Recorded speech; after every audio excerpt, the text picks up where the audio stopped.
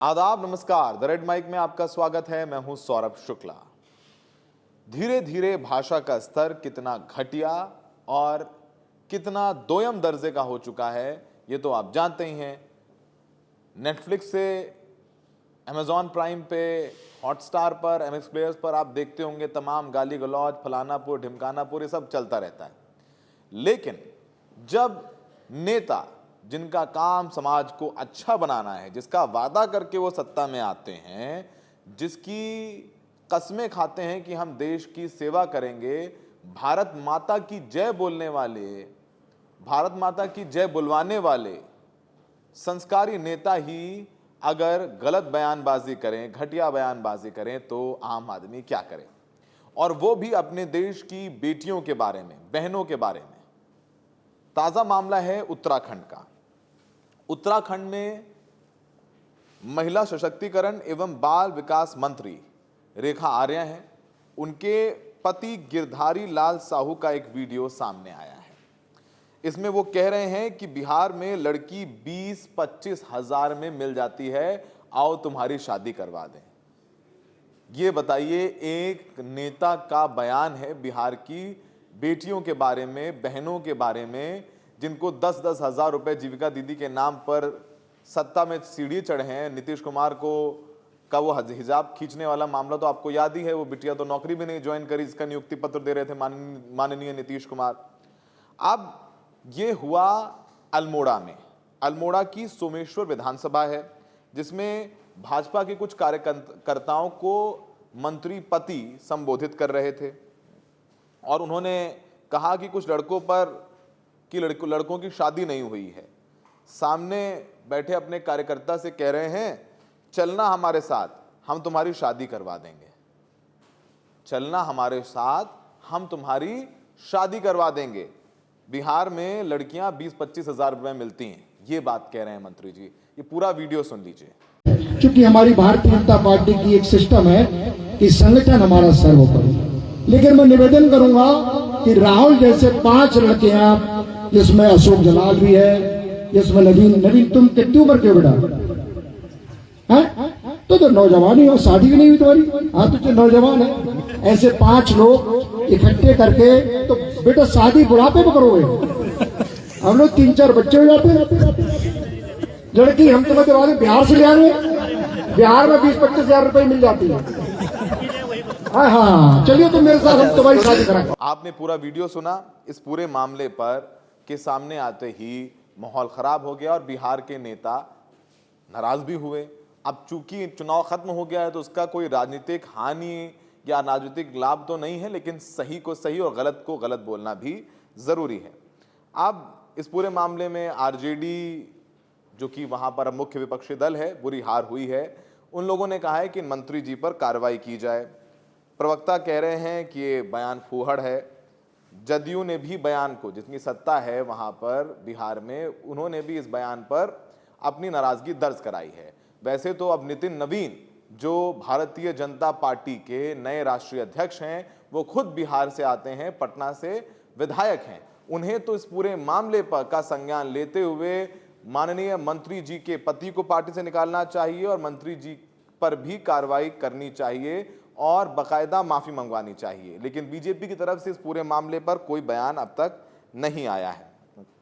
इधर इस पूरे मामले का संज्ञान राष्ट्रीय महिला आयोग ने लिया है। महिला आयोग की अध्यक्ष अप्सरा कह रही हैं कि मामले पर मंत्री जी के पति को नोटिस भेजा जाएगा, उनसे जवाब मांगा जाएगा। वहीं विवाद को बढ़ते देख मंत्री जी के पति का एक वीडियो सामने आया है, वो माफी मांगते हुए नजर आ रहे हैं। आपको बताएं, पहले तो माफी वाला वीडियो भी सुन लीजिए, फिर कहेंगे देखिए हमने तो माफी मांगी और आपने हमारी बात तो दिखाई नहीं। पहले माफी वाला वीडियो सुन लीजिए। देशवासियों को मेरी तरफ से नव वर्ष की हार्दिक शुभकामनाएं। मुझे ज्ञात हुआ है कि धौलागढ़ क्षेत्र में एक कार्यक्रम रखा गया। उस कार्यक्रम में मैं माननीय मंडल अध्यक्ष जी द्वारा पहुंचा। उस कार्यक्रम में माताएं, बहनों और बुजुर्गों का स्वागत समारोह था।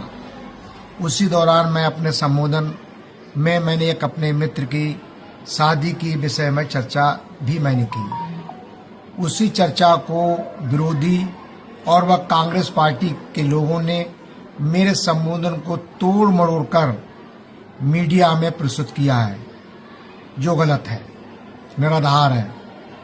जहां तक बेटियों के बारे में है, मैं प्रतिवर्ष बरेली में श्री रामलीला में 101 बेटियों की शादी करता हूं, बहुत लंबे समय से, और जो भी मेरी श्रद्धा होती है उसका मैं सहयोग करता हूं।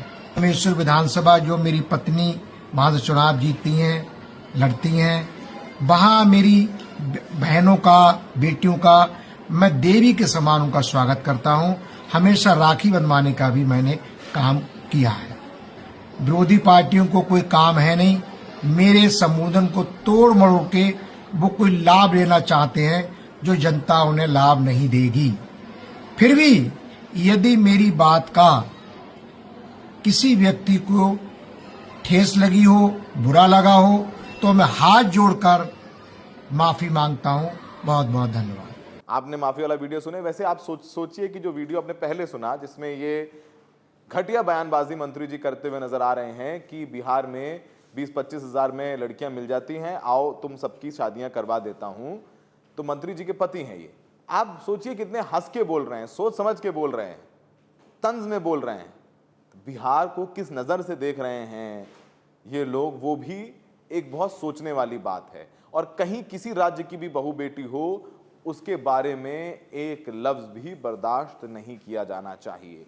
समस्या ये है कि कितना आम होता जा रहा है कि ये कमरे के अंदर नहीं बोला, भरी महफिल में बोला। कमरे के अंदर भी नहीं बोलना चाहिए, और तो और ये तो भरी महफिल में बोल रहे हैं, कार्यकर्ताओं के बीच बोल रहे हैं। लेकिन बिहार में आउटरीच नहीं है, मंत्री जी पर कार्रवाई नहीं हुई। अब आपको बताएं कि 2022 की विधानसभा चुनाव में सोमेश्वर से विधायक हैं रेखा आर्य, और उन्हीं के पति का बयान है। तो पत्नी विधायक हैं, दोबारा विधायकी जितानी है 2027 में, तो उसकी तैयारी शुरू हो गई है। उसी में उनके पति जो हैं वो कार्यकर्ताओं का सम्मेलन कर रहे हैं, और ये एक सीट पर पहुंचे थे, और एक क्षेत्र जहां ये बयान दिया उसका नाम है दौला घाट। कार्यकर्ताओं को एकजुट किया, और गिरधारी लाल साहू जो है मन से कह रहे हैं, नवीन तुम कितनी उम्र के हो बेटा, तुम तो नौजवान ही हो, शादी भी नहीं हुई तुम्हारी, तो फिर तुम शादी बुढ़ापे में करोगे? अभी तक 3-4 बच्चे हो जाते, लड़की हम तुम्हारे लिए बिहार से ले आते हैं, बिहार में 20-25 हजार में मिल जाती है, चलिए मेरे साथ तुम्हारी शादी करवा देंगे। तो ये बयान जो है आया है सामने। इस पूरे मामले में कई बयानात आए हैं, जिसमें आरजेडी के विधायक और प्रवक्ता शक्ति यादव कह रहे हैं कि अपनी बहन बेटियों की कीमत लगाई जाएगी, तब उत्तराखंड के लोग क्या बोलेंगे, भाजपाई महिलाओं को हीन भावना से देखते हैं, कुछ तो शर्म करो।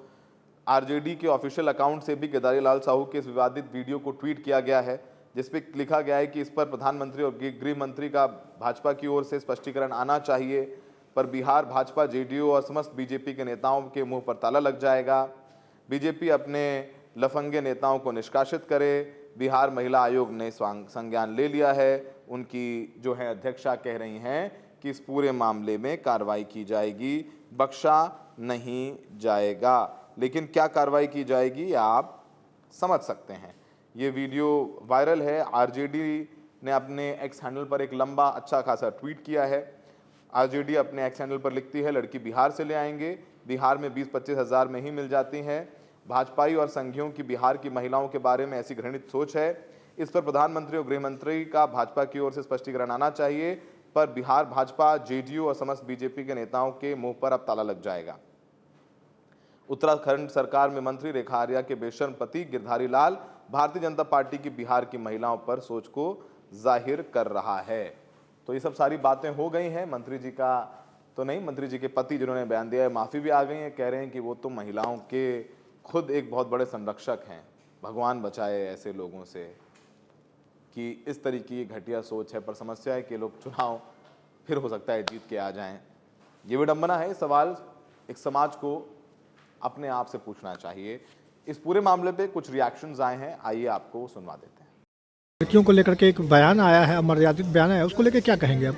वो बयान बहुत ही गलत है, उनकी सोच बहुत ही गलत है। बिहार की लड़कियां वैसी बिल्कुल नहीं है जैसा वो सोचते हैं। उनको अपनी सोच भी बदलने की बहुत ज़रूरत है। क्या नाम है? रिया कुमार।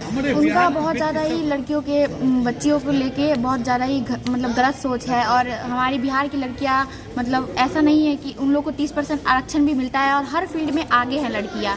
वो जो भी मतलब बिहार की लड़कियों के बारे में बोल रहे हैं कि मतलब बिक जा रही हैं 25,000 में, तो वो अपने भी क्षेत्र की बच्चियों के बारे में, अपने बच्चियों के भविष्य के बारे में ऐसा बोल रहे हैं। क्या नाम है? साक्षी। कि एक विवादित बयान आया है, उसको लेके क्या कहेंगे आप? देखिए, नेता कौन होता है? जो समाज में एक प्रेरणा का काम करे।